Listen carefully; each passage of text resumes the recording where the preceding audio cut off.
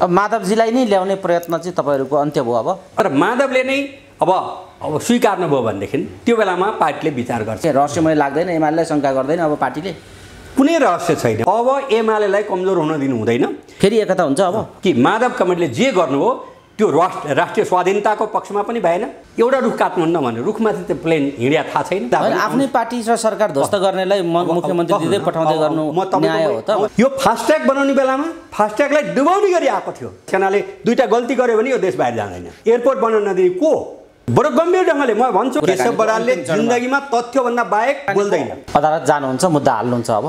There is something behind the screen. मैले यति मात्रै भन्न चाहन्छु। आचार्य पनि कुनै भ्रष्टाचार गरेको मान्छे होइन। इनमेनभित्रै सबै कुरा सक्नु पर्छ। विकल्प रहित कोही पनि हुँदैन। अध्यक्षले आफै बोल्नु भएको छ। तपाईहरु जबरजस्तीलाई मान्नुहुन्थेन अहिले किन जबरजस्ती भन्या भनेर हामी झगडा गर्न जाँदैनौँ। उहाँहरूलाई नेकपा एमाले ढोका बन्द गरेको छैन। पदीय लडाईँ चाहिँ भीमाचार्यको थियो, अष्टलक्ष्मी थियो म भन्दिनँ। पदीय लडाईँ माधव नेपालको थियो। विविध घटनाक्रम र सन्दर्भहरूमाथि केन्द्रित रहेर कुराकानी गर्नका निम्ति नेकपा एमालेका नेता पूर्व मन्त्री केशव बराल हामीसँग हुनुहुन्छ। स्वागत छ यहाँलाई। धन्यवाद छ। पार्टी फुटेपछिका मिटिङ बैठक पनि गर्नुभयो। के छ पार्टीको बैठकका के एजेन्डाहरूमाथि केन्द्रित गर्नुभयो? हिजोको केन्द्रीय कमिटीको बैठकको उपलब्धि र समीक्षाबारे बताइदिनुहोस् न। हार्दिक धन्यवाद छ सम्पूर्ण दर्शक महानुभावहरूमा र खास गरी नेकपा एमालेका स्वदेश र विदेशमा रहनुभएका सबै शुभचिन्तक, समर्थक, पार्टी सदस्य, जनसङ्गठनमा रहनुभएका सबै आदरणीय व्यक्तित्वहरू र आम श्रमजीवी जनताहरूप्रति म हार्दिक सम्मान जाहेर गर्न चाहन्छु। नेकपा एमाले जुन 2006 सालमा कर्ण पुष्लालको अगुवाईमा स्थापना भएको पार्टी हो, त्यसैको निरन्तरता हो र यसले अगाडि बढिरहेको काममा केही साथीहरूलाई चित्त बुझेन र केही साथीहरू बाहिरिनु भएको छ। नबाहिरिए हुन्थ्यो भनेर धेरै प्रयत्नहरू पनि भयो। थुप्रै साथीहरू चाहिँ पार्टीमा एकताबद्ध भएर अगाडि बढ्ने कुरामा अठोट गर्नुभएको छ र यो विवाद सुरु भइसकेपछि 10 सदस्यीय कार्यदल बन्यो। माधव नेपालले छान्नुभएका 5 जना, नेकपा एमाले केन्द्रीय कमिटीले छानेका सुभाषजी समेत 5 जना, यसरी 10 जनाको कार्यदल बन्यो। त्यो कार्यदलले धेरै मेहनत गर्यो। म कार्यदलका सबै कमान्डरलाई म विशेष धन्यवाद पनि दिन चाहन्छु। उहाँहरूले त्यो 10 मध्ये तयार पारेपछि असार 27 गते 4 बजे पार्टीको थाई समितिको बैठकमा अध्यक्ष समक्ष प्रस्तुत गर्नुभयो। प्रस्तुत गरेपछि म अलिक खुसी पनि भएँ, जसले गर्दाखेरि चाहिँ अब यो राष्ट्रिय झण्डा वार्ता कमिटी भएका साथीहरूलाई मैले राष्ट्रिय झण्डा सबैलाई उपलब्ध गराएँ, लगाइदिएँ र त्यो खुसी साथ त्यो आयो। अब नेकपा एमालेको केन्द्रीय कमिटी, थाई समिति र अध्यक्षले त त्यसले स्वीकार्नुभयो। तर त्यो कार्यदल भनेको त विवादमा दुई पक्षमा रहेका जिम्मेवार कमान्डरको समेत थियो। तर चाहिँ अब माधव कमान्डरले के ठान्नुभयो, स्वीकार्नु भएन। त्यसपछि पनि त्यो कार्यदलले आफ्नो काम सकेपछि पनि त्यही कार्यदललाई फेरि पनि यसलाई चाहिँ एकताको निष्कर्ष पुर्याउनुको निम्ति मेहनत गरिदिनुहोस् भनेर चाहिँ उहाँहरूलाई अध्यक्षले जिम्मा दिनुभयो। उहाँहरूले धेरै मेहनत पनि गर्नुभयो र केही सिप नलागेपछि अब चाहिँ कार्यदलमा भएका अरू जिम्मेवार कमान्डरहरू समेत पनि नेकपा एमालेमा जसरी जिम्मेवारी हिजो अस्ति थियो त्यो अनुसार आइपुगेको छ र त्यसपछि अब जेठ 2 गते भनेपछि चाहिँ हाम्रो 14औं बैठक हुनुपर्थ्यो केन्द्रीय कमिटीको। 9औं बैठक भइसकेको थियो पहिले नै। त्यो विवाद सुरु भएपछिको चाहिँ लागि हटाएर 10औं बैठक केन्द्रीय कमिटीको बैठक बस्यो, 11औं बैठक बस्यो र हिजो भनेको 12औं बैठक बस्या हो। त्यसले गर्दा चाहिँ अस्ति थाई समितिको बैठकपछि हिजो चाहिँ खुसीको कुरा भनेको केही समय पहिले विवादको एउटा किनारमा एका पक्षमा रहनुभएका कमान्डर पनि नेकपा एमालेमा अब को जिम्मेवारी यथास्थानमा जिम्मेवारी सहित आउनु भएको छ। अब हैन ठीक छ, यसले सिंगै राष्ट्रमा एउटा नयाँ ऊर्जा, नयाँ तरङ्ग, नयाँ चाहिँ जोश, नयाँ जाँगर अगाडि बढेको छ र वास्तवमा नेकपा एमालेका केही साथीहरूले पार्टी छोडेर अर्को पार्टी बनाउनु भएको छ। त्यस्तो नगरेको भए हुन्थ्यो भन्ने अहिले पनि म भन्न चाहन्छु। तब उहाँहरू त्यो नयाँ पार्टी खोलेर कहीँ पुग्ने स्थिति छैन। न दर्शनको हिसाबले, सिद्धान्तको हिसाबले, कार्यक्रमको हिसाबले, कार्यनीतिको हिसाबले, कुनै हिसाबले पनि त्यस्तो जरुरत छैन। जुन चिज जरुरत छैन त्यसको गठन हुनु हुँदैन भन्ने हाम्रो भनाइ छ। र त्यसले गर्दाखेरि चाहिँ अहिले जुन ढङ्गले अर्को पार्टी दर्ता भयो त्यो दुःखद कुरा हो। तर पनि के छ भने त्यो पार्टीसँग हिजो विभिन्न कारणले गर्दा माधव कमरेडको निकट रहेर चाहिँ अगाडि बढेका देशभरिका कमरेडलाई पनि पार्टी केन्द्रीय कमिटीको हिजोको बैठकले सबैलाई जो सांसद हुनुहोला नहुनुहोला, कुनै कमिटीमा हुनुहोला, प्रदेश कमिटीमा हुनुहोला, केन्द्रीय कमिटीमा सबै कमरेडलाई चाहिँ हिजोसम्म यो दर्ता गर्दाखेरि हस्ताक्षर गरेका कमरेड समेतलाई पनि आउनुको निम्ति चाहिँ पार्टीमा आफैले निर्माण गरेको धेरै मानिसहरूको जिज्ञासा छ। जस्तो अब जेठ 2 मा पार्टी फर्किँदाखेरि 10 बुधे जुन सहमतिको एउटा 10 बुधे एउटा खालको छ कार्यदलले तयार पारेको सहमतिको एजेन्डा जुन 10 बुधे छ त्यो कार्यान्वयन गर्ने सन्दर्भमा जेठ 2 मा पार्टी फर्किँदाखेरि एमालेमा आएका माओवादीहरूको व्यवस्थापन चाहिँ कसरी हुन्छ, कसरी गर्छ एमालेले भन्ने मान्छेहरूको जिज्ञासा छ। बताइदिनुहोस् न माओवादीहरूको कसरी। होइन, यो विषयमा त कुनै विवादै गर्नुपर्ने अवस्था छैन। किन भन्दाखेरि चाहिँ योभन्दा पहिलेको केन्द्रीय कमिटीको बैठकमा पनि हिजो पनि अध्यक्षले करिब 1 घन्टा जुन सुरुमै विचार प्रस्तुत गर्नुभएको थियो। त्यसमा के छ भने अब 2075 जेठ 3 गते पार्टी एकता भयो, नेकपा बन्यो। नेकपा बनेर सँगै काम गरेका कमरेडहरू फागुन 23 गते जब चाहिँ नयाँ निर्णय भयो, त्यसपछि त्यो नयाँ निर्णय भइसकेपछि हामी एमाले हौँ फर्केर माओवादी केन्द्रमा जाँदैनौँ भनेर चाहिँ जतिले डिक्लेयर गर्नुभयो उहाँहरू स्वतः नेकपा एमालेको नेता यथायथा स्थानीय थाई समितिमा भएका ती हुनुहुन्छ, केन्द्रमा भएका केन्द्रमै हुनुहुन्छ, प्रदेशमा भएका प्रदेशमै हुनुहुन्छ, अरू सबै हुनुहुन्छ। यो बाहेक जेठ 2 भने होइन, जेठ 2 भने चाहिँ भन्नुको तात्पर्य के भन्दाखेरि अरू पनि कतिपय हिजो 9 महाधिवेशनपछि जिम्मेवारी बोकेका कतिपय अब बिचमा चाहिँ अल्पत्र पनि रहनुभयो। कतिपय साथीहरूले सक्रियता देखाउनु भएन, देखाए पनि अन्यथा खालको सहकार्य रह्यो र नेकपा एमालेकै क्याडर्सको रूपमा प्रस्तुत गर्नु भएन विभिन्न कारणले गर्दा।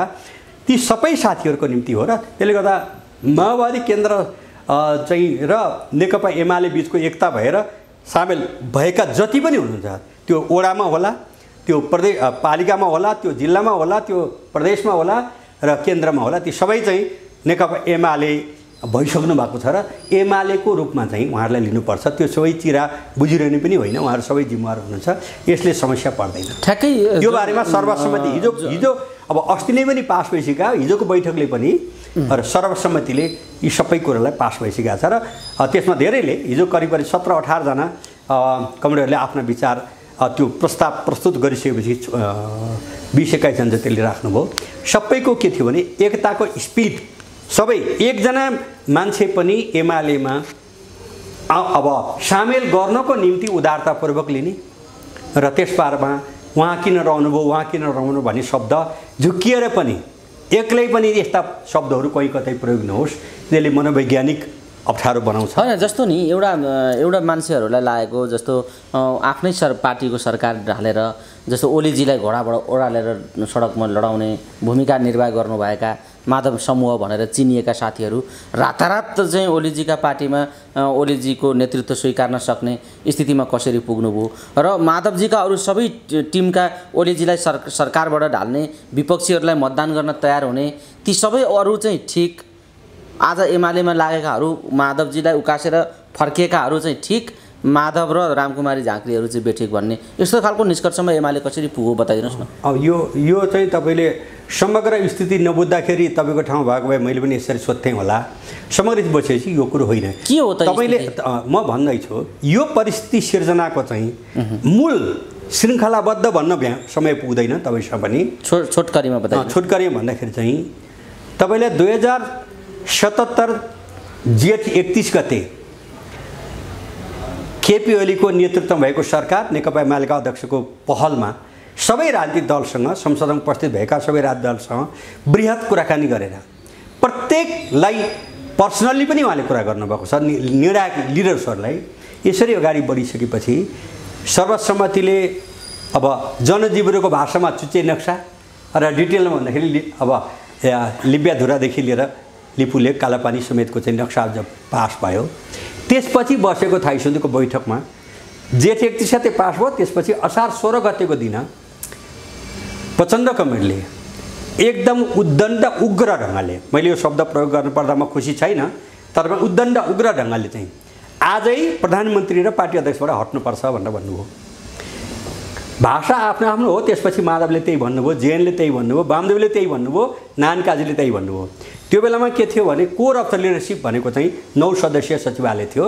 सचिवालयका 5 जनाले त्यो भनिसकेपछि चाहिँ त्यसपछि केपी ओलीले के भन्नुभयो भने पार्टी केन्द्रीय कमिटीले चाहिँ 77 चैत 25 देखि 29 गते सुन महाधिवेशन गर्ने भनेको छ।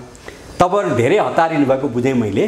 जसुकै अशिष्ट शब्द तपाईँहरूले प्रयोग गरे तापनि त्यसै मङ्सिरमै महाधिवेशन गरौँ, अध्यक्ष को बन्ने हो तपाईँहरू तयार हुनुहोस् होइन।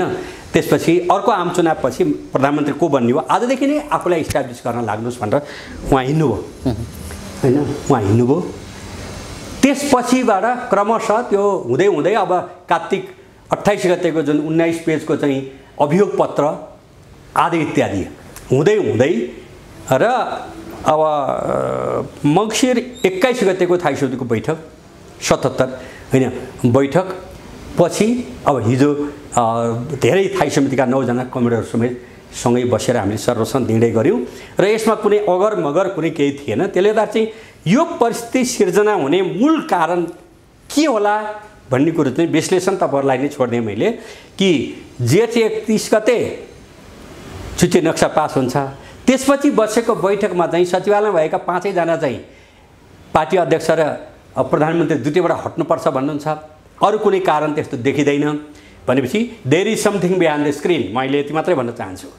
त्यसको श्रृङ्खला हो यो सबै कुरा। जब पार्टीको शीर्ष तपाईँले उठाएको प्रश्नमा जिम्मेवार कमिटीहरू, पार्टीका उपाध्यक्षहरू, पार्टीका चाहिँ उपमहासचिवहरू, सचिवालयका सचिवहरू, थाई समितिका कमिटीहरूले जब यी सबै कुरोको केपी ओलीलाई अहिले एउटै कार्यकालमा 32 वर्ष अध्यक्ष भएका प्रचण्ड लगातार अनि त्यसपछि 15 वर्ष प्रमुख भइसकेको माधव नेपाल, 12 वर्ष प्रमुख भइसकेको जेएन खनाल लगायतका मान्छे किन लाग्नुभयो भन्ने कुरोको बारेमा चाहिँ जब उहाँहरूले महसुस गर्नुभयो, उहाँहरू आफैले बनाएको पार्टी, आफैले अगाडि बढेको पार्टी, आफैले सिन्चेको पार्टीमा सामेल हुनुभयो। त्यसले गर्दा उहाँहरूमाथि जो पार्टीमा सामेल हुनुभयो, एमालेमा आबद्ध हुनुभयो, उहाँहरूलाई अन्यथा ढङ्गले पुरानो घाउ कोट्यो। किन माधव कमरेडको लिडरसिपमा उहाँहरू हिजो अस्ति अब पोहोरदेखि भएको गतिविधि भएको हुनाले जे गतिविधि हो मुख्य लिडरसिपले अब चाहिँ त्यसको जिम्मा लिनुपर्छ।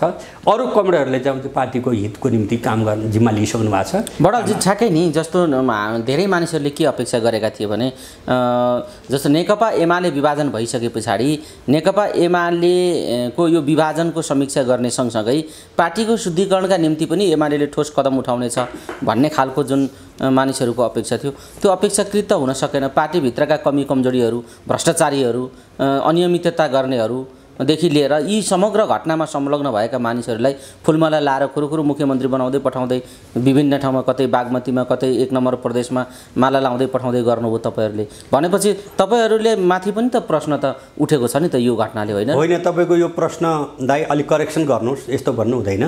अष्टम शाक्य कुनै भ्रष्टाचारमा डुबेको मान्छे डुब्नु भयो होइन, तर पार्टीको विधि अनुशासन त उल्लङ्घन गरेर यो घटना घटाउनेमा त उहाँहरू सबै संलग्न हुन्छ नि। अष्टम शाक्य भ्रष्टाचार गर्नु मात्रै ठुलो कुरो होइन, अनियमितता होइन। कुनै भ्रष्टाचार गरेको मान्छे होइन, होइन मैले उहाँलाई संकेत गरेको पनि कुनै भ्रष्टाचार गरेको मान्छे होइन। पार्टीभित्रको विवादमा एउटा पक्षमा उभिनु भएको, पार्टीभित्र विवाद भइसकेपछि त जस्तो माधवको पक्षमा अहिले गएका मान्छेहरूको बारेमा हिजो मात्रै केन्द्रीय कमिटीले निर्णय, बागमती प्रदेशमा मन्त्री भइसकेका मान्छेलाई पनि तपाईँ आउनुहोस्, हिजो त्यहाँ सही गरे त आफ्नै पार्टी र सरकार ध्वस्त गर्नेलाई मुख्यमन्त्री दिँदै पठाउँदै गर्नु न्याय हो त? इमानदार कार्यकर्ताहरूका लागि न्याय हो त एमालेमा? अब सुन्नुहोस् न, अब यसबारेमा तपाईँको भनाइमा दम छैन म भन्दिनँ, दम छ। तर प्रश्न के हो भने कहिलेकाहीँ खास तहको लिडरसिपको निकटता भएका मान्छेहरू राम्रै उद्देश्यले गरे होला भनेर चाहिँ नजिकै रहनुभयो। हिजो चाहिँ माधव नेपालको निर्देशन बमोजिम कहीँ मत हाल्नुभयो होला, पार्टी आफ्नै पार्टीको अध्यक्षलाई प्रधानमन्त्रीबाट हटाउनुको निम्ति चाहिँ भूमिका निभाउनु भयो होला होइन, प्रदेश सरकार ढाल्नको निम्ति प्रयत्न गर्नुभयो होला। यी सब चिजलाई नेकपा एमाले क्षमा दिँदै अब अर्को पार्टीमा आबद्ध भइरहनेहरूको निम्ति अभिलेखबाट हटाउने र राष्ट्रलाई र जनतालाई क्षति पुर्याउने काम गरेको मान्छेलाई होइन, त्यो पनि एक तहको कारबाही हो। त्यो पार्टी बाहिर भइसकेपछि अरू धेरै कुरो गर्ने पार्टीले गर्ने कुरो होइन। तर चाहिँ के छ भने अहिले अब यो बागमती प्रदेशको तपाईँले कुरा गर्नुभयो, देउरमणिजी र चाहिँ अष्टलक्ष्मी चुनाव लड्नु भएको थियो मुख्यमन्त्रीको निम्ति। डोरमणि जित्नु भएको थियो, अस्ट्रेलिया हार्नु भएको थियो, सेकेन्ड लिडर त उहाँ नि देखिनु भएको थियो नि त्यतिखेर पनि। त्यसले गर्दा अहिले हामीले कर लाएर होइन, डोरमणिजीले नै होइन उहाँलाई होइन दलको नेता बनाएर मुख्यमन्त्रीको नीति गर्नुभयो र अब शेरधन राईले पनि प्रदेश नम्बर 1 मा त्यही गर्नुभयो। त्यसले गर्दा यो भनेको बिग्रन लागेको अवस्थाबाट पार्टीलाई र पार्टीको इमेजलाई जोगाउनुको निम्ति यो सबै पदीय लडाईँ थियो, त्यसको व्यवस्थापन गर्दिनु हो। मिलो कुरा त्यही हो। पदीय लडाईँ चाहिँ भीमाचार्यको थियो, अस्ट्रेलिया थियो, म भन्दिनँ। पदीय लडाईँ माधव नेपालको थियो, किन उहाँले चाहिँ अब उहाँ 15 वर्ष प्रमुख भइसकेपछि पनि एउटा कार्यकाल पुरा गर्न नदिकन मलाई अध्यक्ष चाहियो भनेर उहाँले जुन भन्नुभयो, मैले तपाईँले कोट्याएपछि भन्नु पर्यो माधव नेपालको पदीय लडाईँ थियो। उहाँले त सोझै भन्नुभयो। हुँदा हुँदा माइतीका र मण्डेलामा बसेर होइन आफ्नो पार्टीको अध्यक्षलाई दलको नेताबाट हटाउने, त्यसपछि गएर चाहिँ पार्टी अध्यक्षबाट हटाउने, त्यसपछि गएर चाहिँ अब सदस्यताबाट हटाउने, सुभाषजी लगायतका मान्छेलाई यो सबै गर्नु हो। त्यो माधवजीको कुरा भयो होइन। तर माधवजीलाई आफ्नो चाहिँ अब लिडरको रूपमा मानेको अरू साथीहरू पनि सामेल हुनुभयो। तर उहाँहरूले जब चाहिँ यसको पछाडिका सबै कुरा प्रष्ट भयो, त्यसले गर्दा एमालेलाई कमजोर बनाउने अभियानमा चाहिँ माधवजी जता लाग्नुभयो त्यसको पक्ष लाग्नु हुँदो रहेछ भन्ने कुरा महसुस गर्नुभयो पार्टीले। भनेपछि यता पार्टीमा आउने बित्तिकै माधवजीलाई उकास्नेहरू र हिजो यो स्थिति पैदा गर्नेहरू सबै गाउँ छर्केर चोखिए। अब एमाले चोख्याइदियो। गाउँ छर्किनै पर्दैन। कम्युनिस्ट पार्टीमा हाम्रो हिजो ती कुराहरू र माधव नेपाललाई अगाडि बढाउनुको निम्ति आफ्नै सरकार ढाल्ने कुराहरू ठिक थिएन भन्ने कुरो महसुस नभएका कोही आउँदै आत्मालोचना गर्नुभयो होइन। आउनु स्वतः त्यो के भन्दाखेरि चाहिँ अब एमालेलाई कमजोर हुन दिनु हुँदैन र एमालेलाई एकताबद्ध बनाएर अगाडि बढ्नुको निम्ति आफ्नो बाँकी ऊर्जा खर्च गर्नुपर्छ भन्ने अठोट गरिसकेपछि अर्को छुट्टै आत्मालोचना चाहिँ भन्न चाहिँ गर्नुपर्ने। यो अहिले जुन सन्दर्भमा जे परिस्थिति विकास भएको छ, यसबेला माधवजीले पार्टी गठन गर्नुभएको छ र त्यो पार्टीको सिद्धान्त जनताको बहुदलीय जनवाद भन्ने कुरा आएको छ। अब कतिवटा जनताका बहुदलीय जनवाद ल्याएर मदन भण्डारीलाई च्यात्ने यो कस्तो खालको धन्दा हो, यो बताइदिनुहोस् न।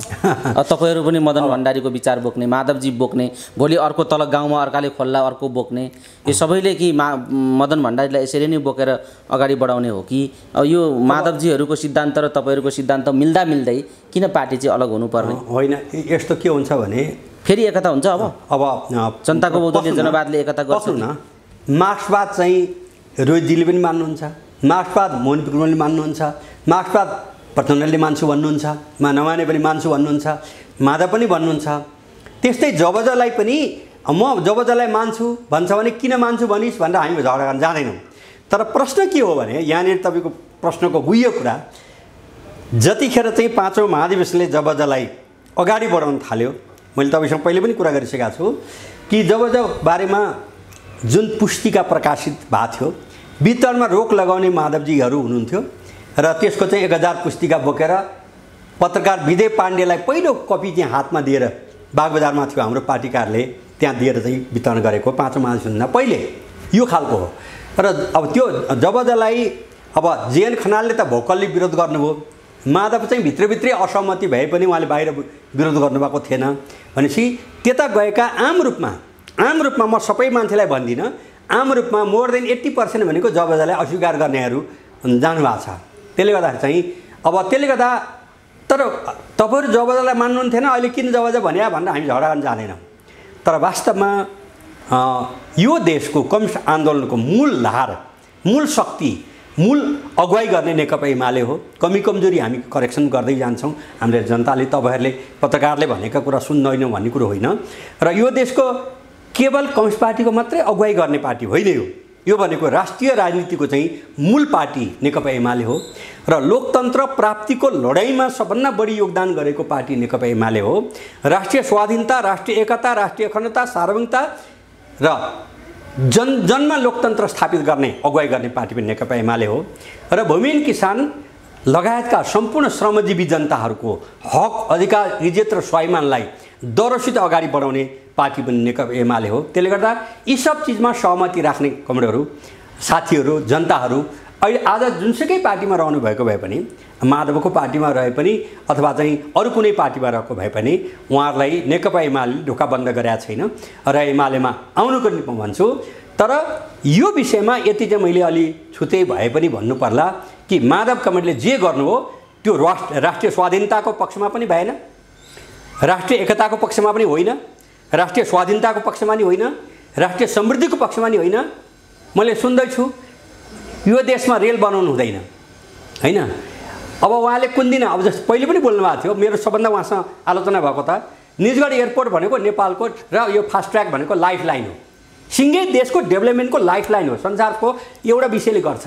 तर त्यो विषय त्यो एयरपोर्ट नबनोस् भन्ने अन्तर्राष्ट्रिय शक्ति पनि छ, किनकि त्यसले चाहिँ आफ्नो व्यापार घाटा पर्छ भनेर उहाँले चाहिँ एउटा रुख काट्नु हुँदैन, एयरपोर्ट बनाउनु चाहिँ पर्छ, एउटा रुख काट्नुहुन्न भने रुखमाथि त्यो प्लेन हिँड्या थाहा छैन।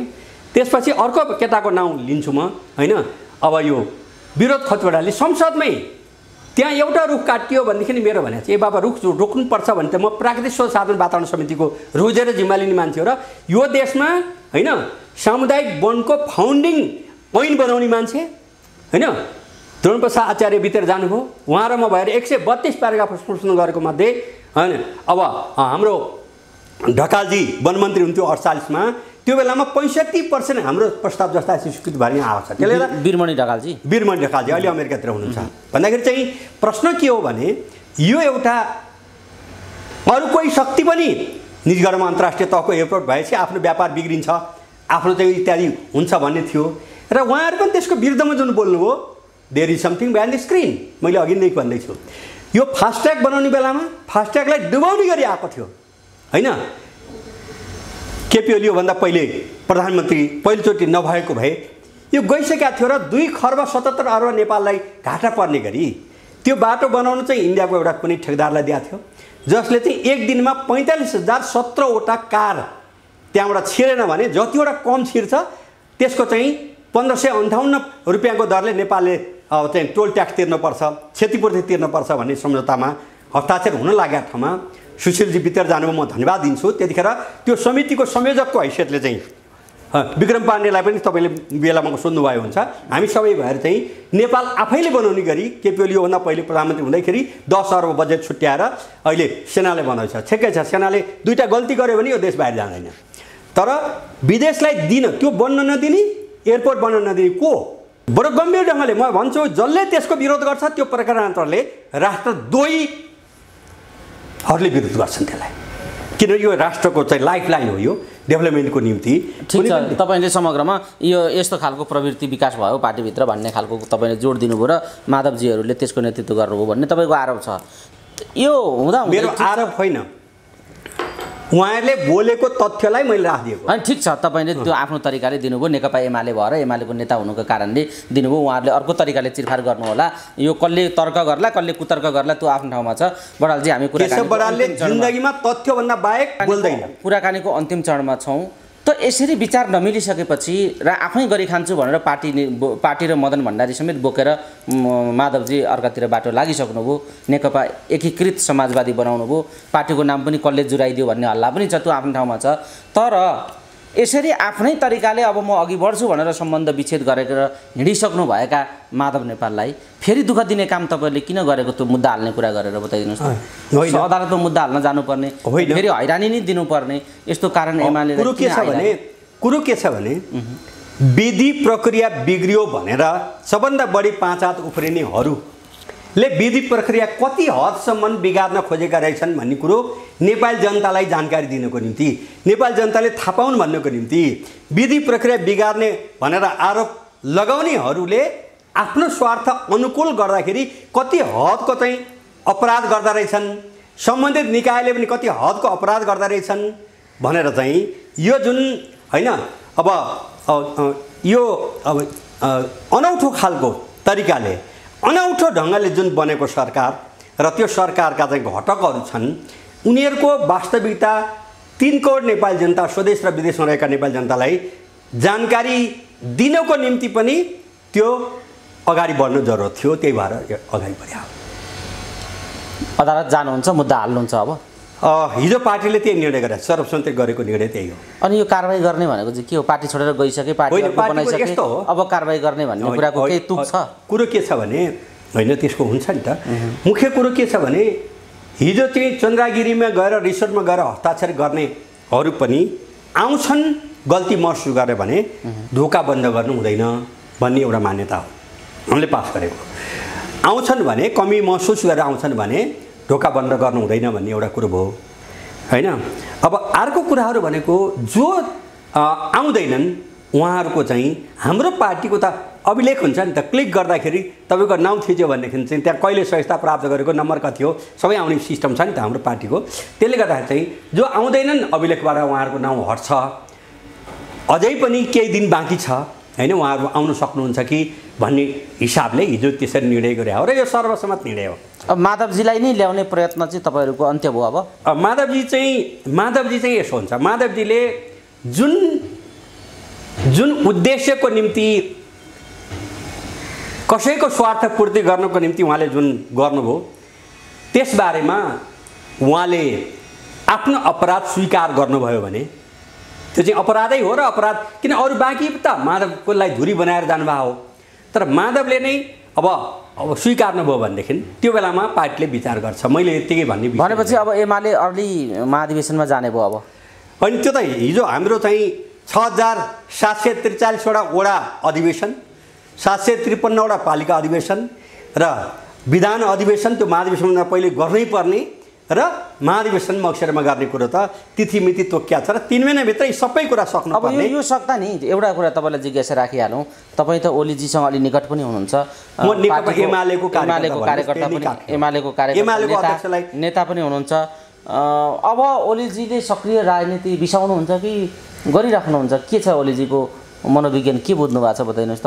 को हो ओलीको उत्तराधिकारी अब महाधिवेशनमा आउने? होइन, हाम्रो पार्टीमा कोही उत्तराधिकारी डिक्लेरेसन गर्ने चलन छैन र चाहिँ महाधिवेशन प्रतिनिधिले जे निर्णय गर्छन् त्यो अन्तिम हुन्छ र त्यसलाई हामी अगाडि बढाएर जान्छौँ। अब आउने महाधिवेशनमा भीमरावलाई अध्यक्ष बनाइदिन्छौँ तपाईँ यहाँ आउनुहोस् भनेर त्यो खालको सम्झौता भयो?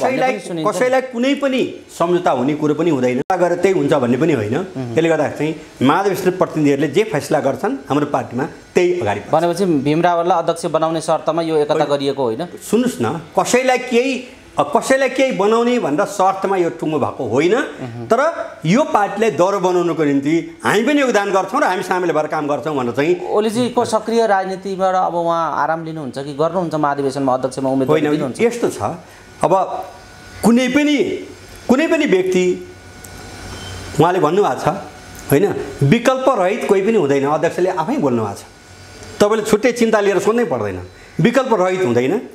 तर पार्टी दर्शनको हिसाबले, सिद्धान्तको हिसाबले, मूल्यको हिसाबले, मान्यताको हिसाबले र राष्ट्रिय स्वाधीनता, राष्ट्रिय एकता र राष्ट्रिय अखण्डता, सार्वभौमिकता, लोकतन्त्र र समृद्ध नेपाल, सुखी नेपाली बनाउनको निम्ति चाहिँ कम्मर कसेर विचार, सिद्धान्त, व्यवहार, आचरणबाट चाहिँ अगाडि बढ्ने जो कोही पनि नेकपा एमालेको अध्यक्ष हुनसक्छ। तर यसमा अगर मगर भएको अवस्थामा त्यो जिम्मा पाउँदैन उसले। एउटा जाँदै जति माधव समूहमा हिजो खुलेर लागेर यो स्थिति पैदा गर्नमा भूमिका खेल्नुभएका साथीहरू आज एमालेमा आउनुभयो, मुख्यतः 10 जना साथीहरू, 9-10 जना जिम्मेवार नेताहरू, उहाँहरू यो एमालेमा आएर यस्तो बन्नुमा धेरै रहस्यमय कुराहरू छन् भन्छन् मान्छेहरू। के रहस्यमय लाग्दैन? एमालेलाई शङ्का गर्दैन अब पार्टीले? कुनै रहस्य छैन। उहाँहरू नेकपा एमाले निर्माणमा रगत पसिना बगाउँदै आएका धेरै लामो दशकौँ बिताएर आउनुभएको हो र यो पार्टीलाई अब अन्तर्विरोध त पार्टीमा थियो, अन्तर्विरोध हुनु स्वाभाविक थियो। तर अर्को पार्टी गठन गर्ने कुरामा हाम्रो कुनै सहमत थिएन। त्यस कारणले अर्को पार्टी गठन गर्ने होइन, यही पार्टीले दर बनाउने भनेर अठोट आउनु भएको छ भने अब यसबारेमा फेरि अन्यथा ढङ्गले सोच्नुपर्ने जरुरत छैन। हवस् केशवजी, अमूल्य समय दिनुभयो। धन्यवाद। संवादका लागि तपाईँलाई र सम्पूर्ण दर्शक महानुभावहरूलाई मेरो प्रणाम छ, नमस्कार छ, अभिवादन छ।